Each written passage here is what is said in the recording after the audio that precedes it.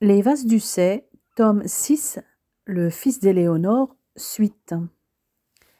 Samedi 5 janvier 2036. Tous les cousins Vasse se retrouvèrent pour le réveillon de la Saint-Sylvestre à Saint-François, investissant le chalet pour 6 d'entre eux et l'appartement pour 8 personnes d'Alex pour les autres. Lisa et Enzo occupaient leur appartement. Même Nina, danseuse étoile depuis 2 ans, était présente pour une fois, pour la simple raison qu'elle s'était blessée et avait été remplacée par une des premières danseuses. Au final, les cousins et amis fêtaient toujours 2 fois le Nouvel An, une fois avec ceux qui ne travaillaient pas le 31 et une seconde dès que tout le clan des cousins et amis pouvait être réuni.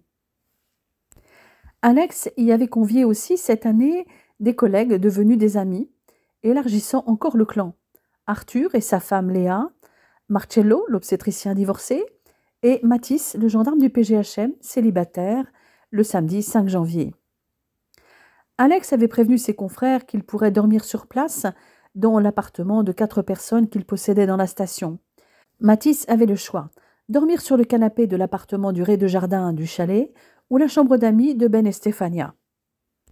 Les nouveaux venus firent connaissance avec tout le clan Vasse et découvrirent d'Eberlué, une ancienne coryphée de l'Opéra de Paris et Principal Character Artist du Royal Ballet de Glasgow, et 2 danseuses étoiles de l'Opéra de Paris, Lisa, la sœur d'Alex, et Nina, sa cousine, cette dernière vivant avec un photographe de renom international. Ils avaient devant eux 3 égéries d'un grand couturier, Lisa la blonde, Nina la rousse et Elena avec ses cheveux châtains. Mais au contraire des 2 premières, Elena ne défilait pas sur les podiums. Elle n'était pas la moins jolie des 3. Elle était même pour Alex la plus belle de toutes. Et ce qu'elle portait ce soir-là mettait sa silhouette fine en valeur. Elle portait le pantalon droit noir qu'elle avait mis au congrès de la NMSM et au réveillon de Noël, mais cette fois avec un bustier brodé de cristaux d'Axel Vatier, ses pendants d'oreilles en diamant, et à ses pieds les sandales avec une bride cheville décorée de cristaux d'Éléonore. S'ajoutaient à tout ce monde les 2 jeunes filles au père, complètement intégrées à la famille. Ashley, qui s'occupait d'Éléonore et Timothée, et Brooke, qui prenait soin de Francesco et d'Alessia. Cette dernière, originaire de Breckenridge, une station de sport d'hiver du Colorado, était ravie d'être en montagne, même si elle s'était très bien adaptée à l'agglomération rouennaise, 100 fois plus peuplée que sa ville. L'ambiance était très bon enfant, et les nouveaux venus furent rapidement très à l'aise dans ce groupe multinational, bien qu'à dominante franco-italienne. Alex et Elena avaient fait travailler leur traiteur habituel pour un cocktail dînatoire, et tout avait été dressé sur la grande table du chalet avec l'aide des cousines. Les habitués réclamèrent un concert à leurs musiciens et chanteurs favoris dans la famille. Et les collègues d'Alex le virent avec surprise se mettre au piano, pendant qu'Elena prenait sa guitare et Adam son violon. Émilie se joignit au trio. « Alors nous sommes prêts ? Qu'est-ce que vous voulez entendre » demanda cette dernière. « Tube des années 2010, 2020 ? Allez-y, annoncez la couleur. Plus récent ou plus vieux ? Des tubes qui ont bercé votre enfance ou ceux de votre année de naissance ? » « Tiens, les années de naissance, ça c'est une bonne idée, dit Lisa. On peut commencer par le plus âgé ? Enzo, mon mari adoré ? Qu'est-ce qu'il y a eu en 1999 ? Il y a celle que vous avez tous chantée au mariage d'Alex et Elena. My love is your love, dit Enzo. Vous vous en souvenez ? Évidemment, répondirent les cousins tous en chœur. Alors, c'est parti. Alex, c'est pour toi au piano, à la place de Louis. Tous ceux qui n'étaient pas dans le clan en 2031 furent étonnés d'avoir face à eux un chœur gospel, chantant la chanson de Whitney Houston avec en solo Emily. Bon, personne n'est né en 2000, mais je sais qu'Elena voudra la chanter. Vous êtes d'accord pour entendre Adagio ? Demanda Emily. Les premiers à répondre favorablement furent les Italiens. Alex accompagna sa femme sur la chanson de Lara Fabian dans sa version italienne. Personne ne l'avait vue, mais un écran avait été installé, et Théo projeta pendant la chanson une vidéo où on voyait une danseuse interpréter une chorégraphie sur ce titre. L'interprétation d'Elena leur faisait à tous dresser les poils, mais la danseuse était tout aussi exceptionnelle. « C'était toi, Lisa, qui dansais » dit Jordan. « Non, c'était ma mère sur cette vidéo, dit-elle en souriant. « Waouh, la ressemblance est troublante. C'était où ?»« À Moscou, une dizaine de jours avant sa mort, en 2015. » Elle respira un grand coup, puis enchaîna. « On passe à 2001, c'est mon année de naissance. et je choisis Eternal Flame. Là, je me repose, dit Alex. Ça, c'est pour les guitaristes. C'est Elena qui commença en s'accompagnant à la guitare, et Adam prit également la sienne, et fit les chœurs avec Émilie. Finalement, Alex se joignit à eux jusqu'à la fin de la chanson. Mais Estelle aussi est née en 2001. Qu'est-ce que tu veux, Estelle? Questionna Elena. Eh bien, moi, je vais faire chanter un homme sur Supreme de Robbie Williams, l'ami de votre mère. Les nouveaux arrivants la regardèrent interloqués. Elle leur expliqua la relation qui avait lié le chanteur à sa mère et que la chanson She's the One lui était dédiée, comme il l'avait révélé le jour de l'inhumation d'Éléonore. Cette fois, c'est Alex qui prit sa guitare et chanta la chanson demandée par Estelle, sous l'œil médusé de ses collègues. 2002, c'est pour toi, Gauthier, dit Émilie. Eh bien, ma petite sœur, répondit le neurochirurgien, c'est toi qui vas t'y coller, et toute seule, comme une grande, I'm Alive de Céline Dion. Avec un piano numérique et une boîte à rythme, on peut tout faire. Ou encore mieux, la bande-son de Céline. Attendez, j'ai une vidéo qui va l'accompagner, dit Lisa. La danseuse se leva et cala le film. Voilà, c'est bon. Quand tu veux, Elena. On va voir ce que tu peux faire, sœurette, ajouta Gauthier. Il eut sa réponse illico et brillamment encore. Émilie la rejoignit pour faire les chœurs. Derrière, sur l'écran, une vidéo de la chorégraphie d'un spectacle de danse passait en même temps. Waouh, elle était super cette choré, dit Nina. Elle est de ta mère? Oui, répondit Lisa. Moi et Alex avons chacun un exemplaire de toutes les chorégraphies de maman qui ont été filmées. Celle-ci date de 2002. C'est la première que ma mère a créée pour l'Académie Danse Passion et elle est liée à un événement tragique que certains connaissent. L'enlèvement de maman et le traumatisme qu'elle avait subi. Elle avait suivi une thérapie, mais c'est l'amour inconditionnel de mon père et la danse qui l'ont aidée. Quand elle a créé cette chorégraphie, c'était pour démontrer qu'elle allait beaucoup mieux, d'où le choix du titre. Bon, continuons notre concert. Quelqu'un d'autre en 2002 demanda Elena. Moi, dit Marcello, et je l'avais en duo parce que l'année de ma naissance, Umberto Tozzi a chanté Ti amo avec Lenaka. Alors tous les deux, vous allez me la chanter, pas le choix. Vous m'avez planté pour l'accouchement, vous n'allez pas me planter ce soir. Exécution. À vos ordres, docteur Riquetti, dit Elena en riant. Et là, je pense que vous pourrez danser. Ils prirent tous les deux leur guitare et Adam s'apprêta à les accompagner au violon. Alex et Elena la chantèrent en se regardant dans les yeux. Les couples s'étaient formés pour danser. Maintenant que Marcello a eu sa chanson, à la mienne pour 2003, dit Alex. Je t'aime plus que tout. Mon amour, tu chantes avec moi? Et vous, vous avez le droit de danser, dit-il à tous les convives. Ils prirent chacun leur guitare et chantèrent ce duo de Ronan Keating et Cecilia Cara, un peu tombé aux oubliettes. Mais il n'en avait pas fini avec 2003. Arthur réclama aussi un duo, Je ne veux qu'elle.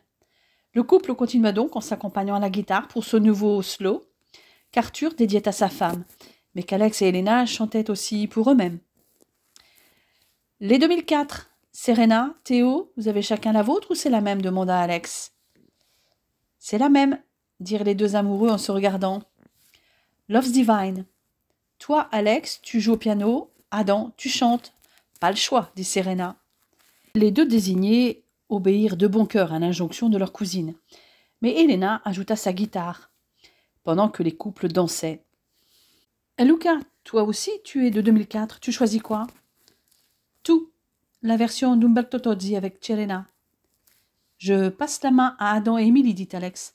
J'ai envie de danser avec Elena. Chose dite, chose faite, les deux chanteurs nommés par Alex s'y collèrent, Adam s'accompagnant à la guitare, pendant qu'Elena dansait avec son mari, bouche contre bouche. Y a-t-il encore du 2004 demanda Émilie. Moi, dit Léa, la femme d'Arthur. J'aimerais bien Every Time de Britney Spears. Oh, ça, c'est pour les câlinous, répondit Émilie.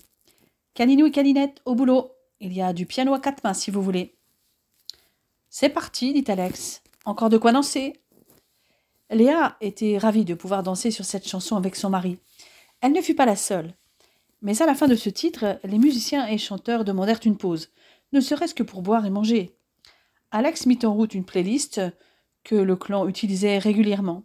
Et surtout, Timothée et Alessia réclamaient leur tété toujours en chœur. Lisa et Elena s'éclipsèrent donc toutes les deux pour allaiter leur bébé. Si je n'avais pas moi-même suivi Elena, j'aurais juré qu'elle n'a jamais été enceinte, dit Marcello à Alex. Et ta sœur pareil. Son bébé a à peu près le même âge, non? Timothée et Alessia sont nés le même jour et à la même heure, l'un ici, au pied du canapé, et l'autre à la maternité du CHU de Rouen. Ça alors? Des cousins jumeaux en quelque sorte. Oui, et ils font tout en même temps, comme réclamer leur tété par exemple. Eh bien, ça promet d'être drôle. Dis-moi, ça n'est pas trop dur en ce moment avec Elena? Vous qui avez l'habitude de, comment dire, fusionner sans arrêt. Tu veux savoir si nous en sommes toujours réduits aux bisous et caresses? Eh bien non, ça a été mon cadeau de Noël, et l'initiative est venue d'Elena. À peine 2 semaines après avoir accouché, quand je pense qu'en moyenne la plupart des couples attendent au moins 6 semaines. Heureux homme. Mais crois-moi, je le suis. Et votre jeune fille au père, elle n'est pas mal non plus. Ouais, assez jolie, mais je te vois venir. Tu veux savoir si à un moment ou un autre j'ai été tentée? Eh bien non, et tu sais pourquoi. C'est pas du tout ce que j'allais te demander. Je sais qu'il n'y a qu'Elena. Je voulais juste te demander son âge. Je crois qu'elle a 25 ans. Elle a fait des études d'infirmière, puis s'est spécialisée en pédiatrie. Elle a travaillé aux USA pendant presque 2 ans, puis a voulu voir du pays, tout en s'occupant d'enfants. Mais le mieux, c'est que tu lui demandes. Mon anglais ne vaut pas le tien. Oh, mais ne t'inquiète pas. Elle parle bien le français maintenant, et l'italien en prime. Alors, lance-toi, et peut-être que tu ne finiras pas la nuit seule. Les Américaines peuvent être très directes. Comment tu sais ça, toi? J'ai testé autrefois, avant de connaître Elena. Mais en ce qui concerne Ashley, je l'ai vu à l'œuvre à Ischia, avec un des commis de Luca. Enfin, vu à l'œuvre. Disons que je l'ai vu le draguer, et ils ont conclu. Ceci dit, ça n'est arrivé que là-bas, et elle a gardé le même tout le temps du séjour. À croire qu'elle a un faible pour les Italiens. Alex laissa son confrère partir à la conquête d'Ashley, et alla voir Arthur et Léa. Les deux semblaient très à l'aise dans le clan. Il est vrai qu'Arthur avait de quoi discuter entre un neurochirurgien, un cardiologue, un interniste et un orthopédiste, et Léa qui était kiné pouvait discuter avec Estelle ou avec les danseuses qui ont souvent des problèmes articulaires ou musculaires. Il vérifia donc que Mathis, son ami gendarme, n'était pas seul dans son coin. Mais lui non plus n'était pas seul. Il avait discuté un moment avec Adam, et là, il était en pleine discussion avec Brooke, la nouvelle jeune fille au père de Lisa. « Alors, Mathis, ça va, tu t'en sors ?»« Ça peut aller, mon anglais n'est pas top, mais nous arrivons à nous comprendre, à peu près. De toute façon, si en tout bien tout honneur, nous parlons montagne depuis tout à l'heure. » Normal, elle vivait dans une station équivalente à Ting et Val d'Isère réunis, en termes de population, à une bonne heure de Denver, mais à une altitude beaucoup plus élevée, de 2900 mètres jusqu'à 3900, et avec moitié moins de pistes et de remontées. Il y en a même moins que sur le grand domaine Saint-François-Valmorel. Si tu as besoin d'un interprète, je suis là. En fait, toute la famille peut t'aider, s'il te manque un mot. Mais je suis sûre que tu vas te débrouiller tout seul. Apparemment, elle t'intéresse. Disons qu'elle est plutôt mignonne, et comme moi, elle me paraît métissée, dit le jeune gendarme originaire de la Réunion.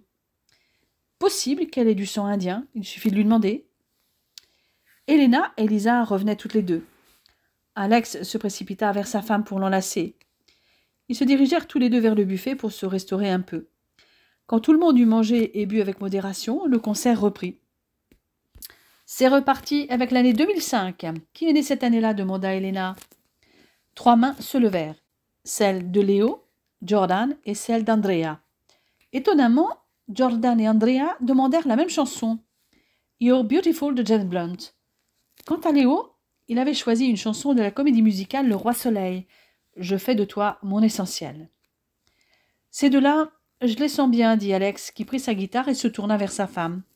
« Je t'accompagne, parce que pour la première, il faut 2 guitares, lui dit-elle. Il ne la quitta pas des yeux pendant qu'il chantait, et que tous les autres dansaient. Elena le regardait aussi, et fit la voix féminine dans le refrain de la chanson extrait de la comédie musicale Le Roi Soleil. Personne n'était né en 2006. En revanche, ils étaient 6 à être nés en 2007.